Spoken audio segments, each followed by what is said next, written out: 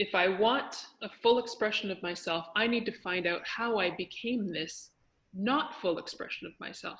So the journey for me was one initially of, how did I become this?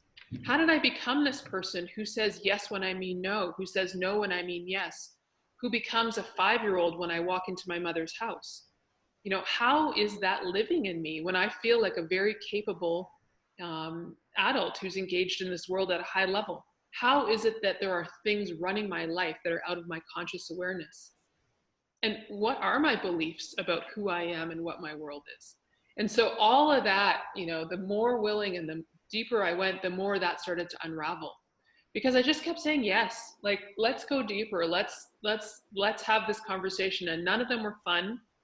And they all, I'm not going to say there isn't joy, because what comes after not fun is finding something, finding the hidden gem. And then there's this opening and this expansion, and life feels really magical again. I'm Dean Walker, and welcome to the Poetry of Predicament podcast, a podcast for people brave enough to face humanity's challenges and problems, and most importantly, our numerous predicaments. The Poetry of Predicament is a podcast meant to inspire us to bring forth grace, beauty, and connection with the web of life in the face of a predicament-laden world. In the tradition of Louise LeBrun, Deb Ozarko, Sheila Winter-Wallace, Naomi Irons, and others that have been interviewed in this program, we are going to be hearing from Deb Gleason, who is Deb Ozarko's partner, about her experience of journeying from being involved in the thick of the business as usual paradigm and now having evolved into a remarkable leader in her own right in this powerful women's empowerment work. Please help me welcome Deb Gleason. All right, welcome to another episode of the Poetry of Predicament podcast. And it is early 2020. I'm really excited about where 2020 is going. It's on the heels of the last 6 months of 2019 was really a shift in much of the content of this podcast, and the birthing of yet another podcast, the Take My Hand, Conscious Parenting in a Time of Stolen Dreams. And you can see all the information about that other podcast and interview series in the show notes. But here in the Poetry of Predicament, it's really been my intention to speak with people who have something to say from their experiential base, from how they're living life, about how to face this remarkably challenging time to be a human being. As everybody who watches this podcast knows, that's really what the nature of it is to provide resources and support for people who are brave enough to see the human-caused collapse of Earth and human systems that is going on. And primarily in these last 6 months, what's really shifted is perhaps two things. One, at the very basic level, that folks just from any neighborhood USA, more and more, I'm speaking with people who have not written a book or they don't have a big body of work, but they have found a way to resource themselves and to set up a system of support for themselves in their family, in their neighborhood, in their organizations. In some way, they have found a way to bring more aliveness, more awareness, more presence into their lives at again a very basic level, and that hasn't been the limit of who I've been speaking with. I've also been speaking with quite a few folks who do have a body of work or who do find themselves writing books or articles and so on.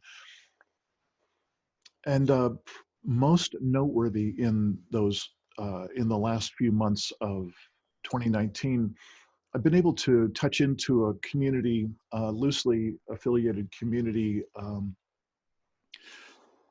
that is also associated with one of those bodies of work, the body of work of Louise LeBrun.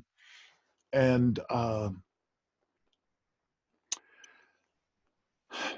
it has been an extraordinary privilege to be connected with these. All of them are women.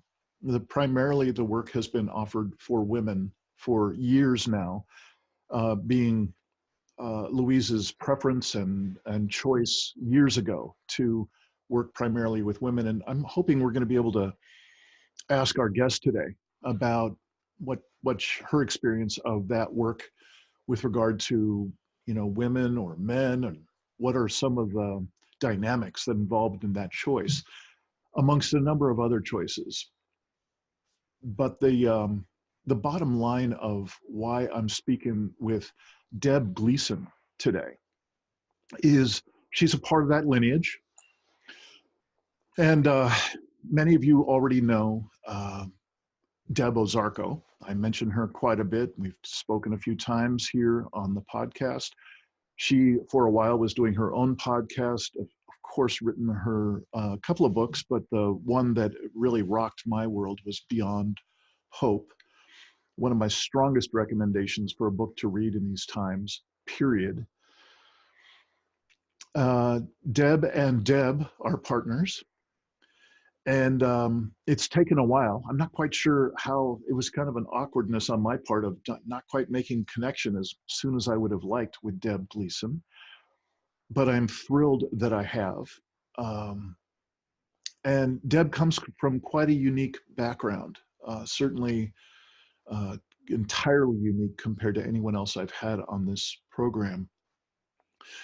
And I believe that Deb is at least as qualified as any of the women so far that have spoken to convey some of the power of this body of work and what I would call advanced practices in these times.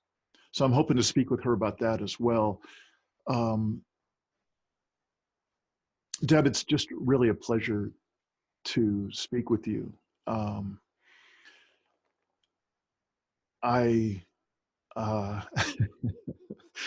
going to actually leave what I was about to share about your former occupation and some of the contrast and so on. We'll see if we get there, because in just a moment, Deb Gleason, I'm going to ask you if you would add to the brief few words that I've said about you here. Would you add whatever other elements you would like to add? How would you like to be known? How would you like to describe yourself in these times? And more than anything, just welcome. Total pleasure to have you here, and I look forward to this conversation. Thanks, Dean. It's so great to finally connect with you. I've been enjoying so much listening to you connect with so many of the other women in my world and engage in very meaningful conversations with them. So I'm happy to have my time with you. Yeah, great. What a great question. How would I like to be known? I mean, that's, wow. I think that has changed so many times over the course of my life. I used to like to be known for the edgy choices that I made, which right out of school was a career in policing. And that career in policing evolved into years and years of working as a homicide detective. Edgy stuff, pretty, not only did it push me to my limits back then, but it gave me such a deep understanding of the culture and the limits of the culture. And there was a point in the year 2000, after years of doing that work, where suddenly a number of things came together for me. I met Deb Ozarko. That was probably the biggest thing. Talk about a paradigm shift in a heartbeat. And I got to see, even 20 years ago, before she started writing her books and doing her podcasts and her blogs, she was living so differently than anyone I'd ever met. She was living her own true life. And so while I thought I got to find out pretty quickly that I was living a life that I had mapped out for myself, that mapped what culture had shared with me was the right way to do things. Right. You know, go to school, get a degree, get a good job, create a pension. And I was on this track of, you know, just so deeply relying on my intellect and my capacity to see a bigger picture, to move through my world and knock down barriers everywhere I went. So 4 years into my policing career, I was suddenly a homicide detective. You know, within weeks, I was leading a double homicide investigation. You know, I was in my mid-20s at the time. It boggles my mind to think back to that. And what intersected that all of a sudden out of nowhere was an awareness that came, you know, these things that happen to us that seem so simple and insignificant in the moment can be so powerful.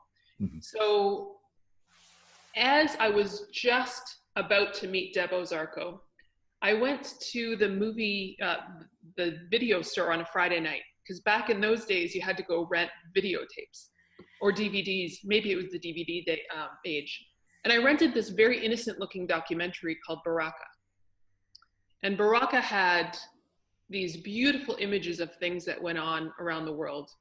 Everything from snow monkeys falling asleep in a lake to beautiful images of, you know, architecture that humanity was responsible for, just moving all through the most epic things that were going on the planet, really, at the time, just set to this beautiful music. There was no narrative. And as I watched this movie unfold, I noticed at one point that the music dramatically changed. And we went from outside in the natural world to inside of a factory. And inside that factory, there was something that I didn't know existed. You know, the things that you don't know. There was something big happening in that factory that I didn't know happened on this planet, which was little baby chicks bouncing along a conveyor belt being sorted by humans. Some got to continue along and some got dropped down a swirly metal tube. And I had no idea why baby chicks would be in a factory, why people would be handling them and looking at them, and why some were going down that mysterious tube and where were they going. So at that same time that was all kind of entering my consciousness, there was something more that nobody ever told me about around food.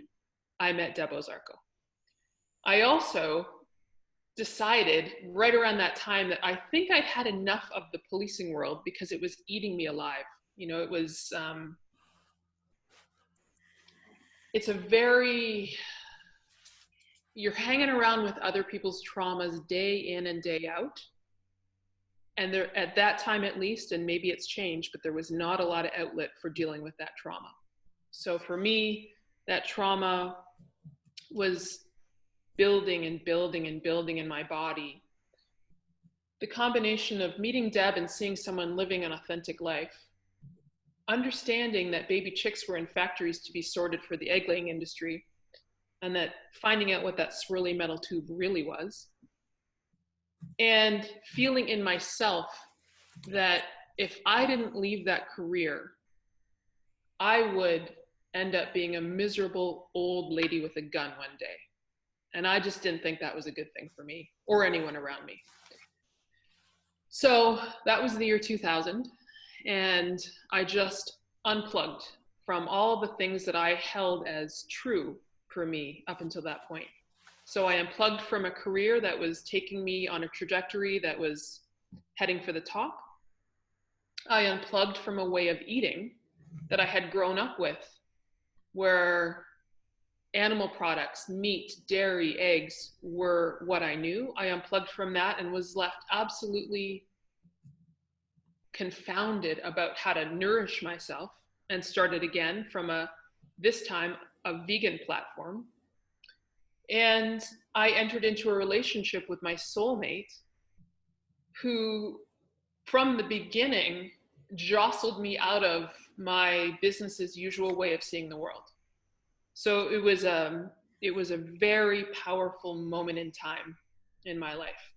I was just turning 30, and I look back at it now and I think, my God, thank God those things all came together like freight trains all heading in the same direction, because it's what I needed to move into this next way of being. So I'm 49 now. So it's been 19 years since that, since that shift, almost 20 years now.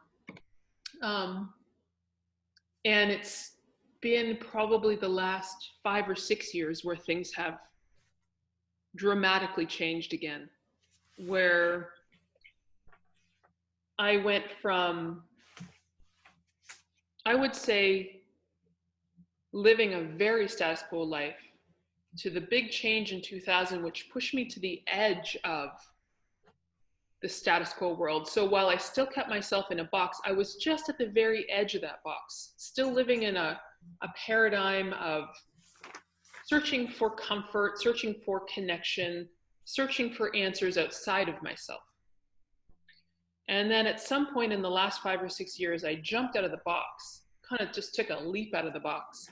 And I ended up in this whole other paradigm where it was moving into my discomfort, and it was moving into my fear, and it was moving into the places that I held as unsafe in myself, where suddenly I sprung out and really began to live. I really got to find out who I was.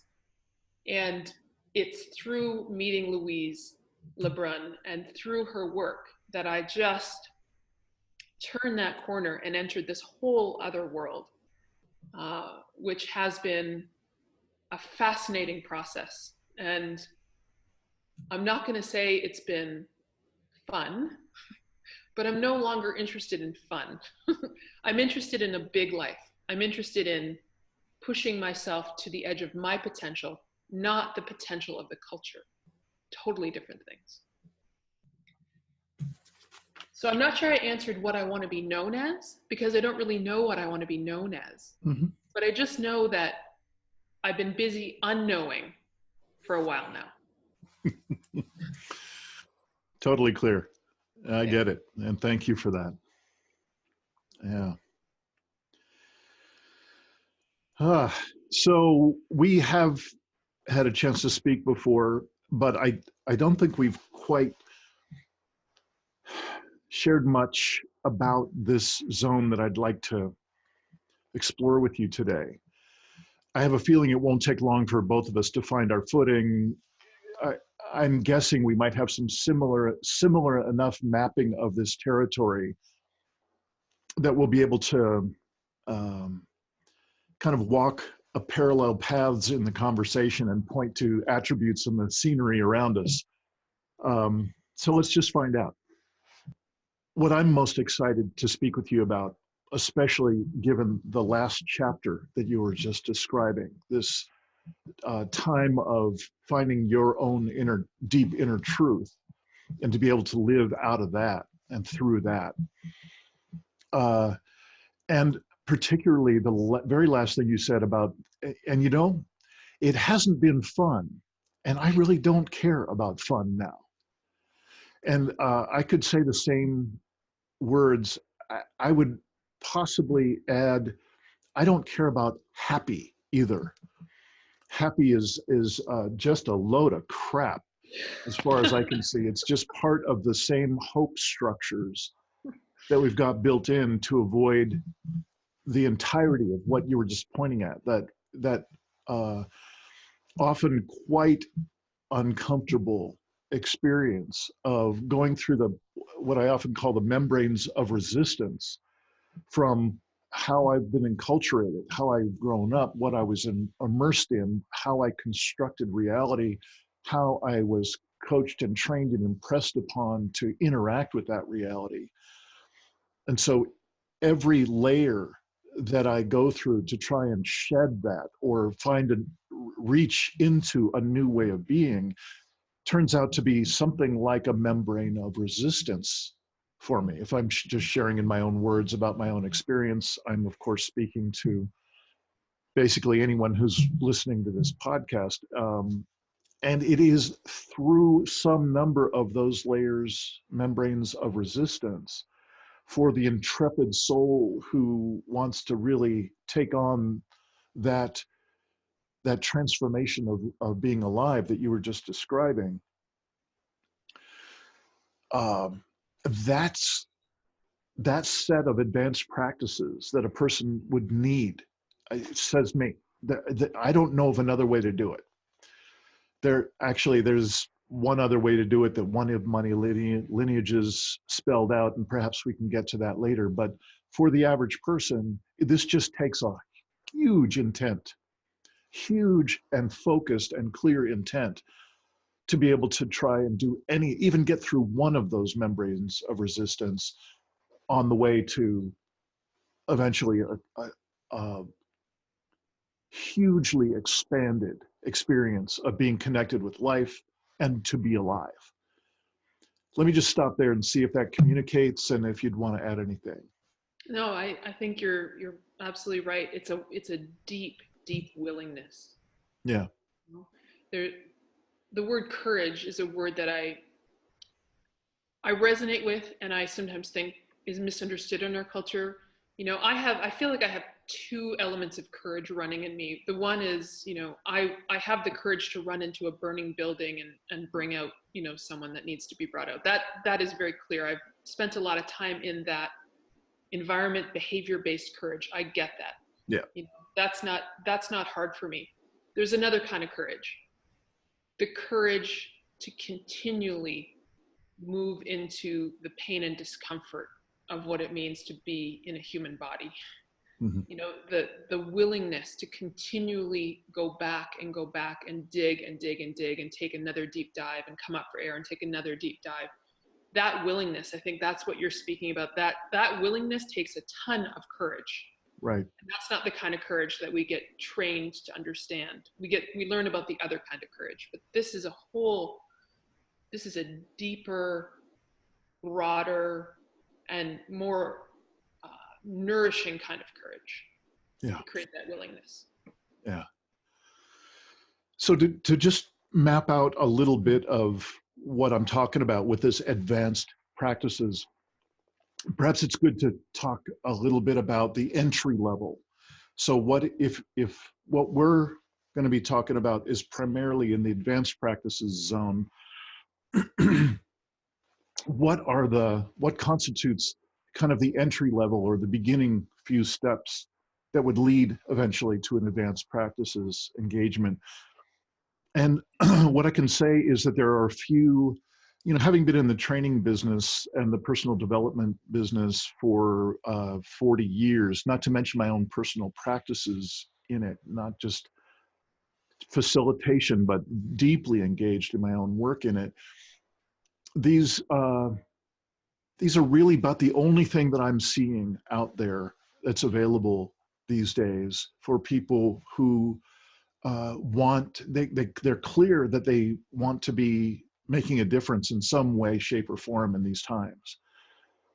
And they don't know what to do, or they might be lucky enough to live in a kind of a new agey little community that offers something like the work that reconnects from the work of Joanna Macy and Molly Young Brown, and their whole team of people who do that kind of basically circle-based work. I would call that also work that invites an emergence from people. So creating a sense of a safety in a circle of people and running through some distinctions and some experiential, exercises and so on over a weekend. And people have some insights and a few opportunities to emote a bit about it. And I think that that's very important work. And I'm hoping I'm not conveying some kind of a negative message about this entry-level work. It's so important. And from where the average person is, that's a huge jump. That's one of those membranes of resistance. Sit with other people in a circle.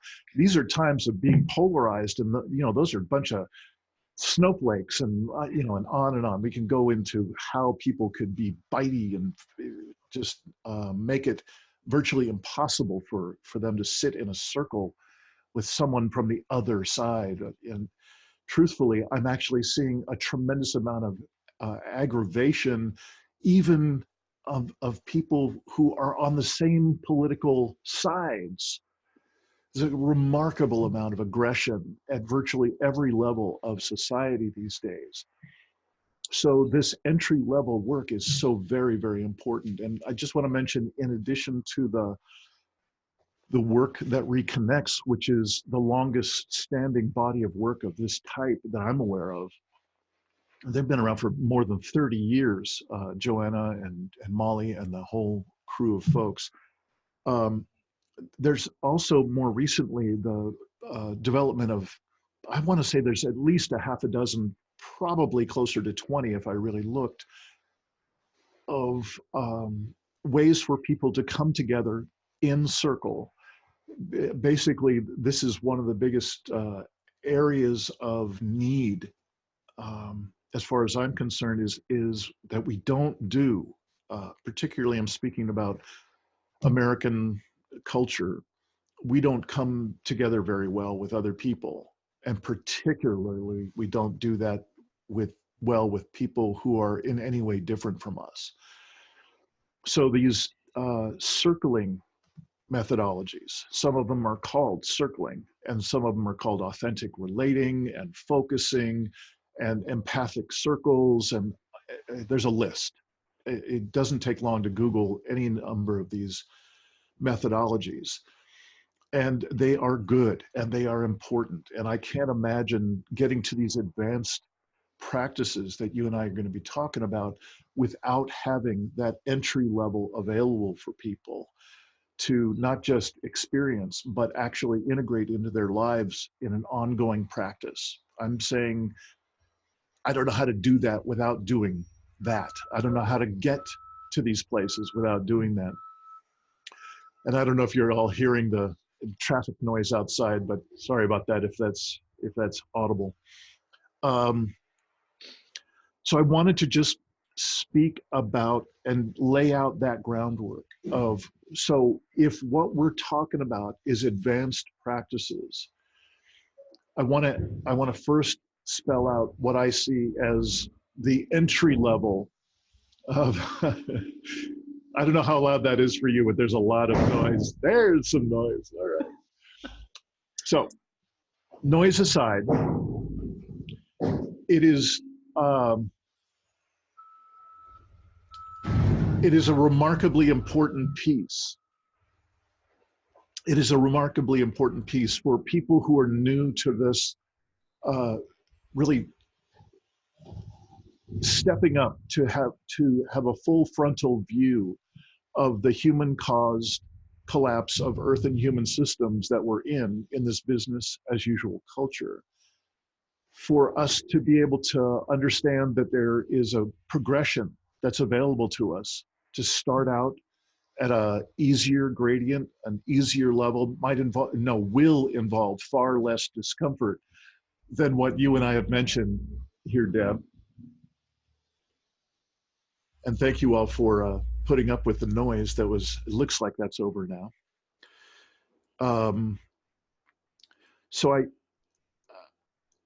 I don't know if you have anything to say about those entry level experiences and practices that could be taken on, Deb, but I just wanted to, again, mention it in terms of mapping out this stuff that I'm calling advanced practices, so that we can give it a fair context, a clearer context of what is it we're talking about.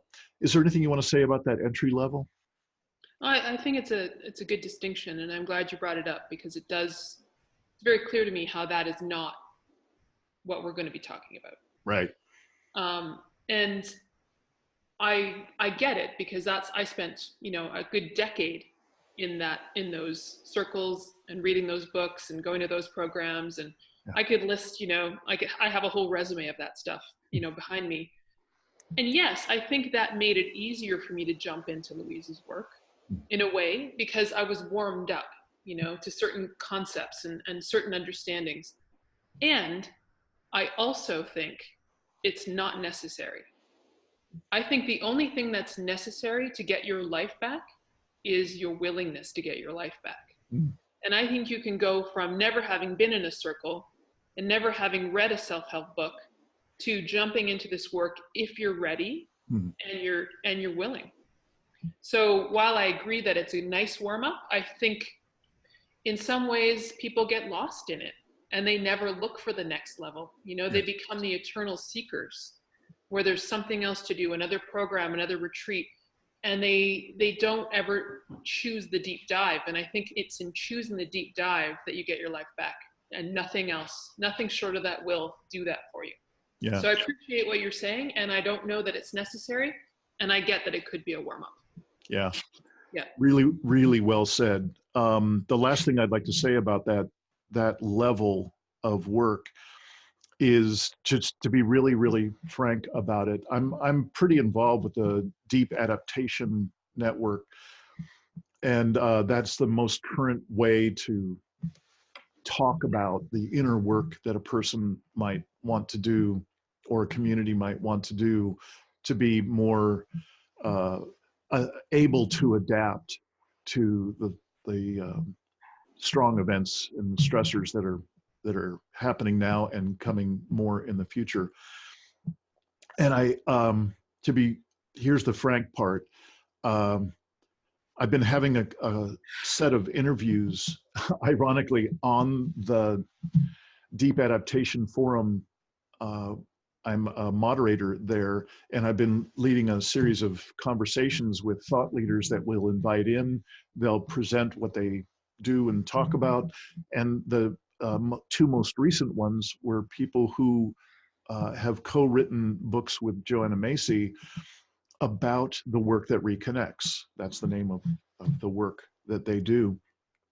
And really the reason why I wanted to have the conversation with them is to ask them, how do we stay relevant?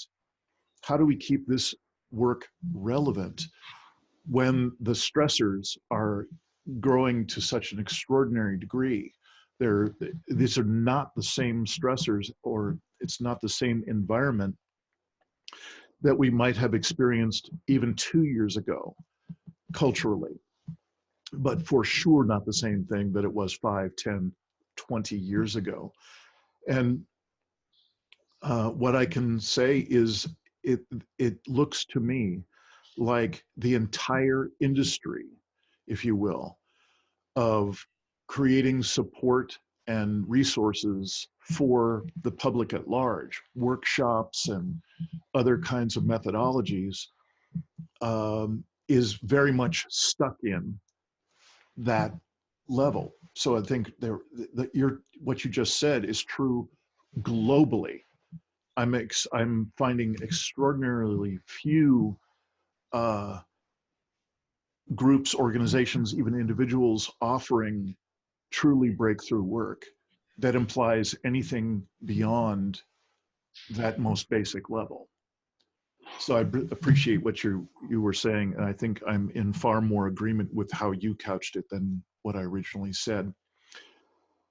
With all that said, what are we talking about in this this whole idea of advanced practices? If we were to step beyond that, if a person felt themselves ready, committed to something, really all I could imagine would really be needed is to look out into the world and say, this is not right. Whatever it is that's got my attention in my field, and if I'm seeing this is not right, and I need to bring myself to a new level of awareness and a new level of presence in this atmosphere, this is just what I'm called to do. So how do I do that? How do I find more presence? How do I find more clarity of my own commitment, my own deployment of attention, my own engagement with life? So help me map out this next part by sharing what your mapping is for this level of engaging with practices or with experience, if that's a better word for it. Okay. The way I'll do that is I'll just share my experience of it. Yeah, great. Yeah. So back in 2013, I heard for the first time Louise LeBrun's voice. And her voice, although I had stepped out of a coma to a certain degree, her voice penetrated the rest of the coma that I was still in. And that voice, over time, as I found my way to her work more and more and got more deeply involved in her work, became the way forward. Her work for me is the way forward. So what is her work? At a basic level, it's easy to Google Louise LeBrun and get to her website and find, her massive body of knowledge available. The starting point always, I think, for anyone and for me, is the decloaking material. So Decloaking and Living Authentically is a program that she created to get people started along the journey of finding their way back to themselves. And it's basically a 5-day in-person program, but she's recorded it. So it's available to listen to that material online from her website. That is the beginning of the shattering of the illusion, I think. Because when you start really listening to that material, you get to find out how duped we've been. What a bill of goods we've been sold as human beings in this culture. And I think for me, I had the luxury of both listening to her material and getting to know her about the same time. And so I had conversations. It was Deb Ozarko that got the ball rolling, because Deb was really keen to get Louise on her podcast, because she could see Louise had something nobody else had. And Deb, as you probably know, and from Deb's work, she was down the same road of personal development, that the things you described, the things I described, she tried it all. And it wasn't quite working, because there's a glass ceiling that you hit in the world. You can see there's more, but you can't get to it. And Louise had that voice that both of us could hear, and we knew that was the way through the glass. We knew that would shatter the glass. So for me, it was not only the words of the decloaking material, but the resonance of her voice and the space that she held, the sure nature of her words and the sounds that came out of her. It just created an opening for me. And from there, I started, moving through more of her material, listening to the next thing. And then I found myself not only in conversations with her on a regular basis, but some of the other people who had done her work, getting their perspectives and going to their versions of decloaking it. And it all kept opening my world, but only as much as I was willing to allow myself literally to fall apart and to let that old paradigm go, that paradigm of comfort, really, is how it looks to me, and move into this other paradigm of, if I want a full expression of myself, I need to find out how I became this not full expression of myself. So the journey for me was one initially of, how did I become this? How did I become this person who says yes when I mean no, who says no when I mean yes, who becomes a 5-year-old when I walk into my mother's house? How is that living in me when I feel like a very capable adult who's engaged in this world at a high level? How is it that there are things running my life that are out of my conscious awareness? And what are my beliefs about who I am and what my world is? And so all of that, the more willing and the deeper I went, the more that started to unravel, because I just kept saying yes, like, let's go deeper. Let's have this conversation. And none of them were fun.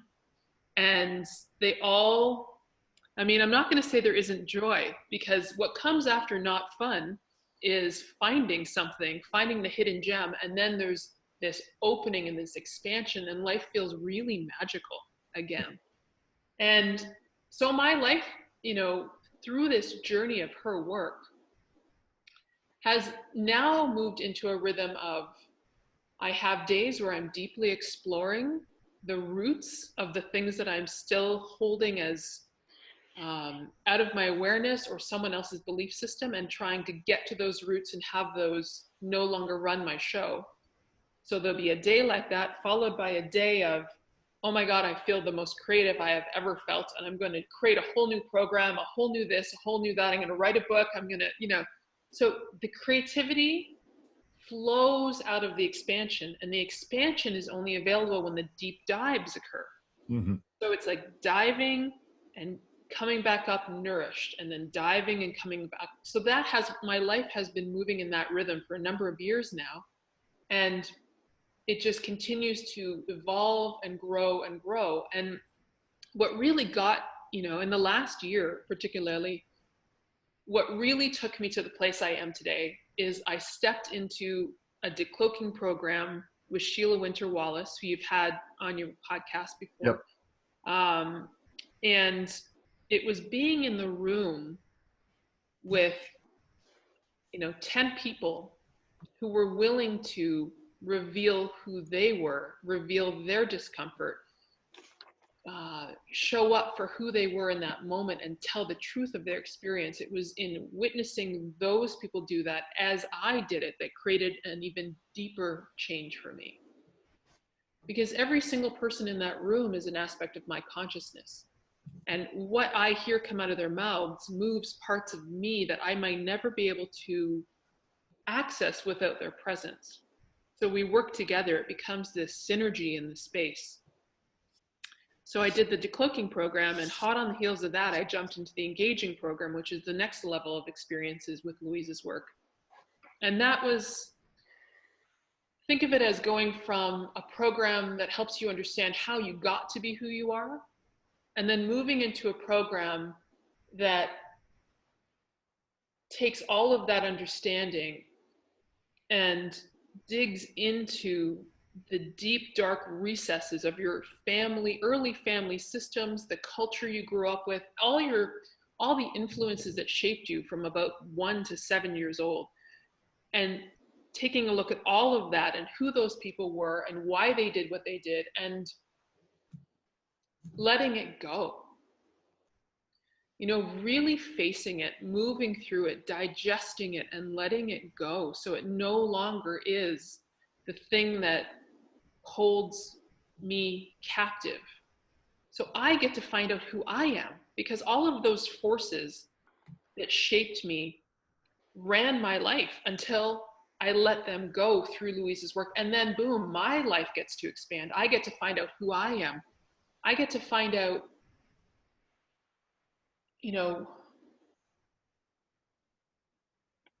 maybe for the first time, who Deb Gleason really is. And that's not something I say and take lightly, because it's an unbelievable moment when I get to see the true essence of who I am and decide to live from that place as opposed to someone else's. A lot of the experiences, my experiences with Louise's work, are almost indescribable. And so I'm doing my best to find the language. It leads to such massive expansion that I would have never known was possible while having a human experience.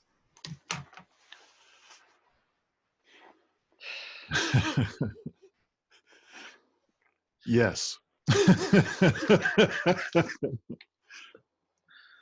Are you going to take a breath for a moment? Yeah. So I'd like to respond with a couple of things that bubbled up for me while you were speaking. There's this phrase that is very, very common in that kind of an entry level people sitting in circles and doing that kind of emergent sharing and so on that's so sincerely done at that entry level work. That phrase is the more beautiful world our hearts know is possible. A guy named Charles Eisenstein, very, very well known, highly thought of, great guy.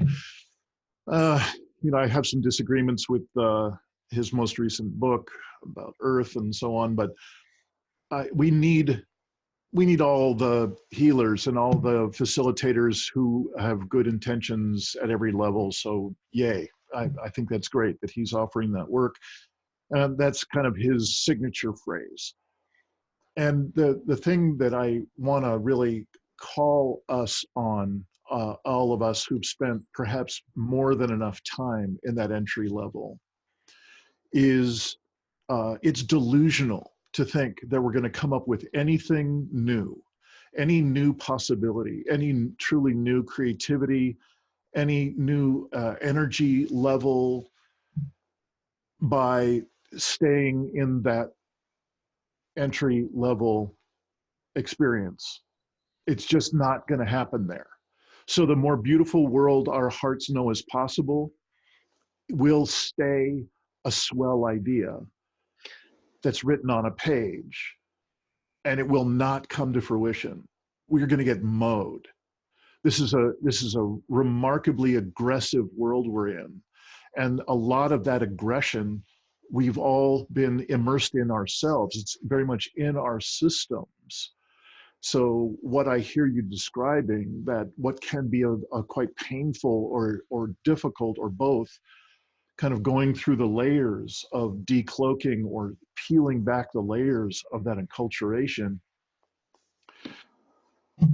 that uh, that new world, that more beautiful world, that new possibility that we all just, it's just around the corner. If we just do this, or if we just vote in this next election, or if we just change to windmills and solar panels, everything's going to be okay, is um, is deeply toxic from my point of view.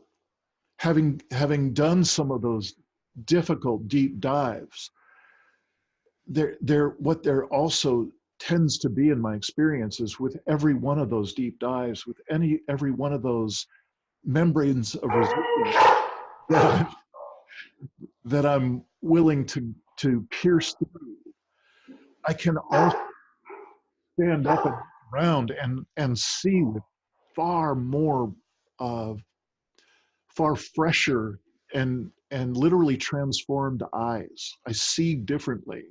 So when you were describing the level of creativity that's bubbling up for you as you've been going through these layers of Louise's work and doing your own deep dives, um, I just wanted to mention that. There's no place else that I'm hearing this being called out. And I think it's a very important distinction. It reminds me of a phrase that I really don't like from the kind of philosophy crowd, is that we don't know what we don't know here. People think that the best we can do is sit in circles and do that level. And if we just do enough of it, that things will change. And I'm just so clear that there's no chance, that it is absolutely not, you cannot get there from there. Yeah, I hear you. I hear what you're saying. Absolutely. I think the saying, "the more beautiful world our hearts know is possible," is a wonderful idea. But I think we misinterpret what that means. I think we think the more beautiful world that our hearts know is possible is out there, you know. But what I see it as is it's in here. Mm-hmm. How can I create the most beautiful world that is possible for me? Because when I create that for myself, my world changes. And yes, that might not stop the climate collapse. That might not stop the ecocide. That might not stop all of the horrible things going on this planet. But it changes my world. I become resilient. I become resourceful. I become seated in the in the in the beautiful world that is available to me with my intuition and my ingenuity and my abilities to see things differently, to move with grace and with compassion in the world. Yeah. That to me is a worthwhile effort. I think we're long gone from we've been long gone for a long time. We are not going to turn the ship around with the collective consciousness as it is now. Mm. If everybody did what I'm talking about, Dean, yes, perhaps there's a chance to, but that is not, I know that's not going to happen. I'm deluding myself to think that's going to happen. So what I know I have control over is my life. Yeah. And I'll take that because that's a pretty significant thing for me in my existence. And when I do that, and when the people around me do that, suddenly I now have a richer, fuller life for myself. And I'm I'm living in the company of people who are also having that. And those are the chosen people in my world. That's my posse, that's my group. And so we begin to explore and share these ideas with each other, and then not in a community that saves each other, but in a group of people who are willing to do the work alone, and then find really great people to have fun with that are doing the same work. To walk side by side as we all individually continually dive into the depths of our being and unleash the majesty of who we are. We can do that in a collective that doesn't limit anyone. Mm-hmm. So very different than the collectives or the community that our planet is talking about now. And as you mentioned, that's a very small number of people who are even trying to do something. It's so much bigger than that. The potential is so much bigger than that, but we have to get out of our own way. We have to stop thinking that we're just a human body and that we're just an intellect. And we have to start grasping and grokking ideas of being so much more than that, because when we do that, we start to unleash our potential. Yeah. And unfortunately, our history is not going to solve the problem. Our understanding of how things work is not going to solve the problem. We just keep doing the same things over and over and over on this planet, looking for different outcomes, and it's the definition of insanity. Right. Right? Yeah. Yeah. There's one kind of construct or contextual piece that I'd like to share from my jargon or my body of work. As when I was researching and writing my book about just vetting this whole not just abrupt climate change, but then a whole stack of other impacts that we're having on the planet that is bringing it down. I kept asking the question, what got us here? And the answer kept coming back that we've disconnected. We've disconnected from every primary source of meaning in human life that I've broken down into deeper self, others, earth, and soul. So we've just we had to break it off, disconnect in every one of those levels as kind of the ticket into, if we wanted to enjoy the benefits of this business as usual culture. So the people who were the best at cutting those sources of meaning off were the people who became the CEOs and the people in government. The better you were at it, the more you got rewarded, and the more disconnected you were from life itself. And what I hear you describing is, in Louise's work, you have the opportunity, one has the opportunity to deeply reconnect with deeper self and to reconnect with other people. And it might just happen, likely would happen, that there would also be an opportunity to reconnect with earth and reconnect with soul. So that's where I'm seeing, that's how my words translate what you're describing. While you're describing this surge of creativity and new possibilities that comes up after a deep dive, what that deep dive is an opportunity to go in and reconnect in a central way with some aspect of life that has been cut off for some time. Yes, and I Often. mean for a long time, because Yeah, it probably happened before we even turned 8 years old. right. And it's not the fault of our parents and our culture and our religious leaders and our school teachers. It happened to them too. Mm, This is just how we've chosen to be on this planet. And so it's not a good, bad, right, and wrong. I don't point blame at certain people. I don't have any fingers pointed out to the world. I just know it's how the system is. mm, Because the smaller we stay, the better consumers we become. And this whole system relies on consumption. It relies on being a producer and a consumer. And all of the smallness that gets built into how children are raised, it leads to great production and great consumption. And that's what keeps it going.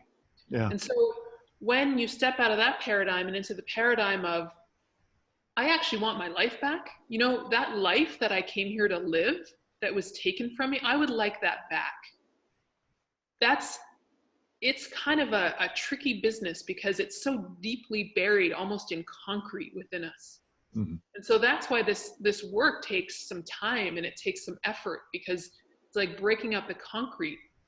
And what's waiting underneath that and amongst that concrete is the potential we've always carried. It's our birthright to live connected, expanded lives by ourselves and in the presence of others, in the natural world and on the planet.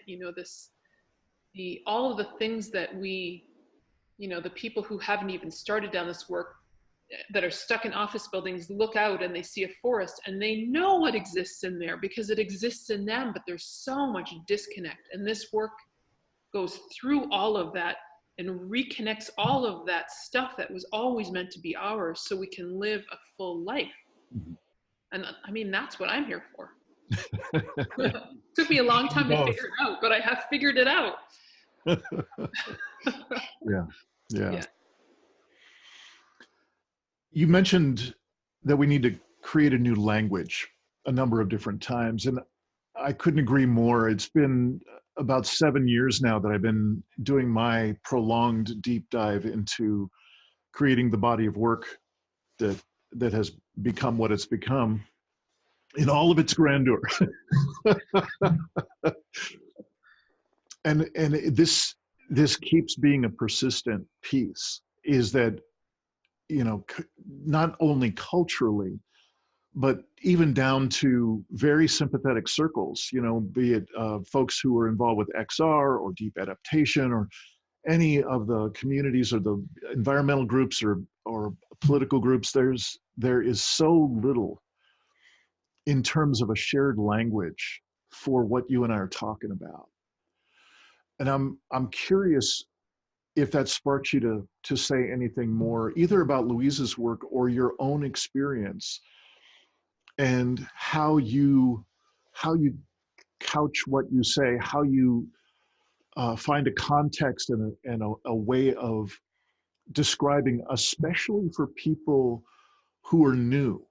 I know we're doing that as best we can just in this conversation. We're speaking to people who might not have ever touched any of the pieces we're talking about. So I think we're doing okay here. I'm just wondering if there's anything more. Let me just say it this way. If you can remember back to when you started your post-PD, post-police department explorations, and you started to get a sense of, wow, this is far bigger than I thought it was. This is extraordinary. This really expands out in a way I never could have imagined. Are there any either terms or phrases or contextual kind of pieces that you could share that you've gleaned along the way that makes it easier to understand what is this possibility that we're pointing at here? And even more importantly,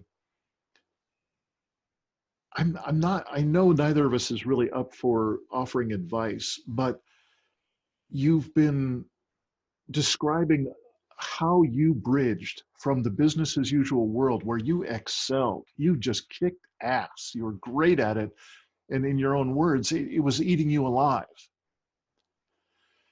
And so if you're speaking to, let's just say, some larger audience now of people who are back at that place in their own lives, that place of realizing this isn't working. This seriously is not working. And I need to find what else is possible.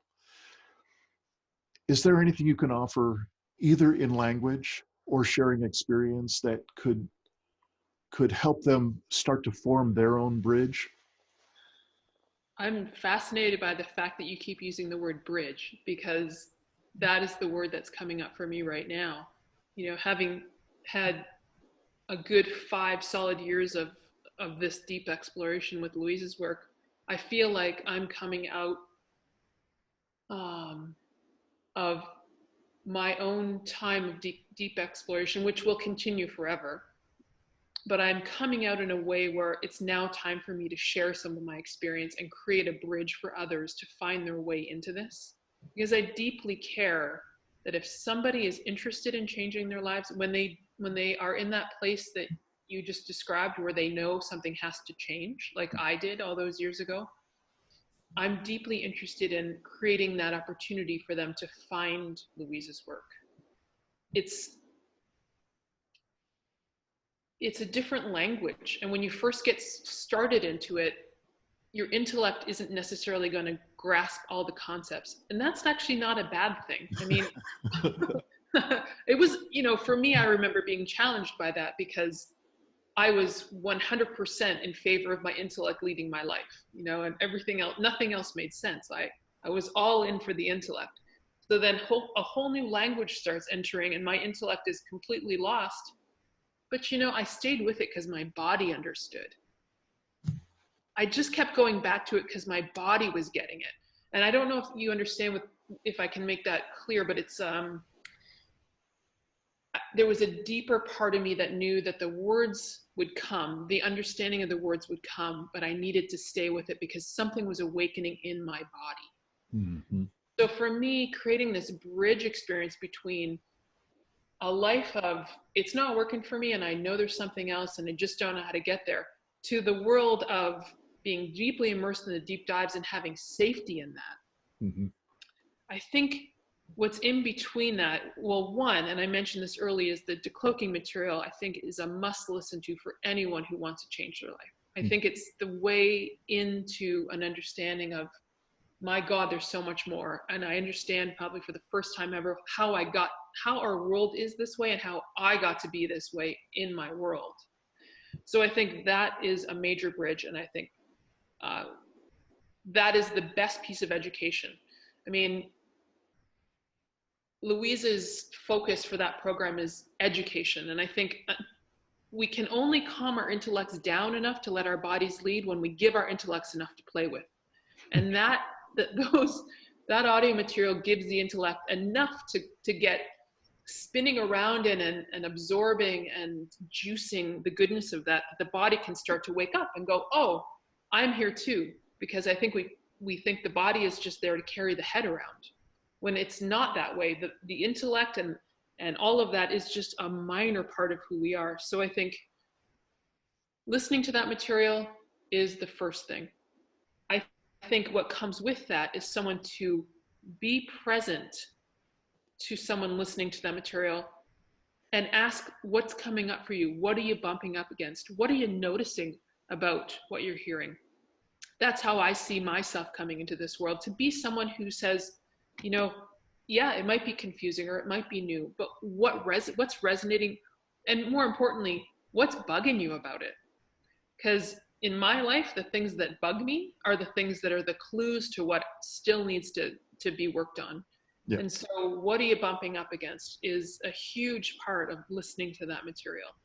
So yeah, I see, if I was to have a conversation with someone who was really deeply interested, listen to this material, then we'll have conversations. It's all about conversations. It's all about explorations. And when I'm in conversation with someone who's just entering this journey, I evolved through that conversation as well. It's a synergy that develops and everyone benefits. And that's the beautiful part of Louise's work. It doesn't matter where you are. There's no hierarchy in it, because every conversation leads everybody somewhere else. So I think the language, the common entry point language would be, how willing are you to step into something that's deeply confusing and muddle around with it for a while? Just let it wash over you and have it not make complete sense. I mean, if you're willing to really change your life, are you willing to do things differently? And Louise's work is so different that it will, for those who are used to the intellectual exercises and learning how to play the game, this is a different game. This game will knock you off your feet first before you find them back under you. So I guess the invitation I would offer is, how willing are you to be confused? How willing are you to have your world fall apart? How willing are you to be in conversations that you have no clue how to go forward with? And that's the way in. Got it. Yeah. There's just a piece from a couple of different lineages that I've been involved with that says something that you've been saying there, just slightly differently, and it's called a liquid state. And in a liquid state,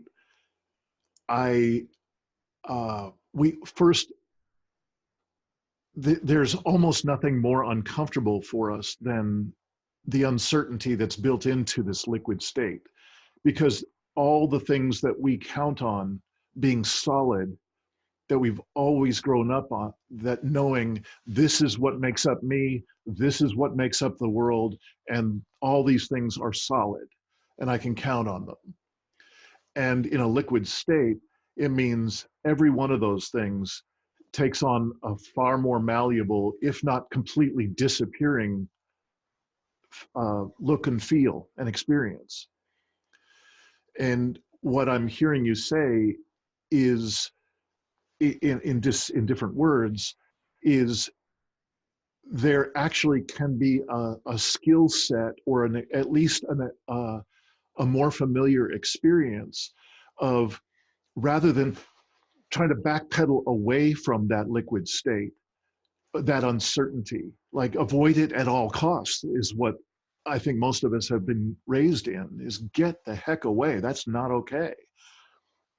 That there is an immense benefit to be able to start to lean into that experience, to actually look forward to and want to bring on that experience of leaning into a more liquid state, where things that were so essential to be held firmly in place start to have a very different form, or maybe no form at all. Yeah, and I think what it requires, Dean, is safety. I think we have to perceive that it's safe to move into that space. Otherwise, we won't. Mm-hmm. The thing about it, though, is most people are living in an unsafe space already, and they just can't perceive that, because it's the same as the same as all their colleagues, friends, family members are all living in an unsafe way. And that includes, let's go get drunk on Friday night, Saturday night, maybe Tuesday night, and maybe Thursday night. Let's go gambling on Wednesday night, and let's not speak to anybody about anything that means anything. All those strategies to just never face who we are. Yeah. It's an unsafe world. And those actions are just so indicative of how unsafe people are feeling all the time, to fully reveal the authentic expression of themselves. So I think the safety is the essential part. And so when I say I see myself as a bridge, I see myself as a bridge from I'm hungry and I want something different, to getting in the room with someone like Sheila Winter Wallace and doing a 5-day decloaking experience. Yep. To bridge that unknown space in between, so that when you get into that room, you already understand what's possible, and Sheila creates that safety for such a deep dive. Yeah. You know, I think that's the key. That's the difference. The liquid state is only possible, A, to get into when you feel safety, and B, to really hang around in when you find safety within it. Otherwise, you're back out and Yeah. you're back to business as usual, and your life stays small, and you can't understand why nothing feels right. You know, when you really deeply sit with yourself, if you ever allow that, you can tell there's a pulse for something that is not existing in your life. You don't know how to get it. This moving into what you call a liquid state with safety means what you're looking for and what's always felt like it's missing becomes available to you, which is really just you. Mm-hmm.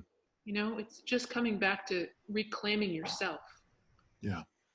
It's so simple, and the simplicity almost makes it impossible to achieve, if you know what I mean. Mm-hmm.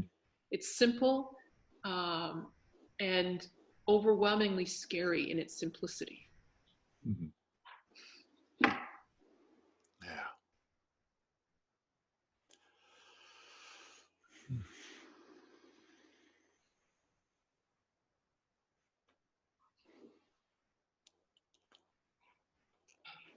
It seems like that's a strong place to put a pause button on.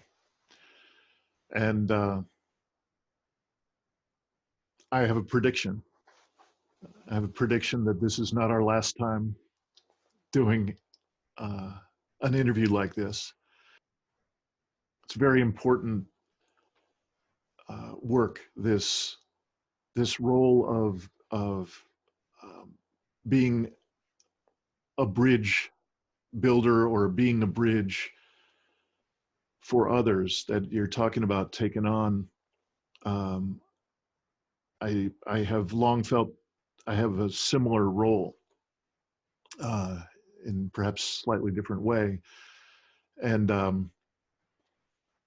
think you bring an extraordinary amount of core experience of both the business as usual world that we're all swimming in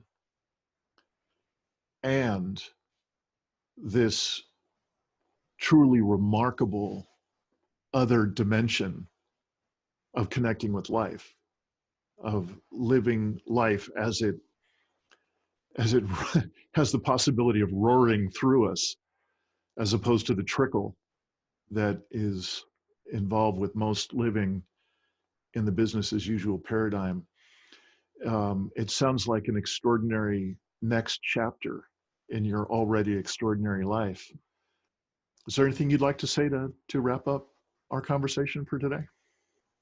No, I like how you put that together. It does feel like a very expansive chapter, you know, at a time, such a critical time on this planet where it's easy to, I don't know. I mean, I've moved through so much despair and grief around what's happening out there in the world, and come to a place of, well, you know, what am I going to do about it? I'm just going to go further, deeper within myself.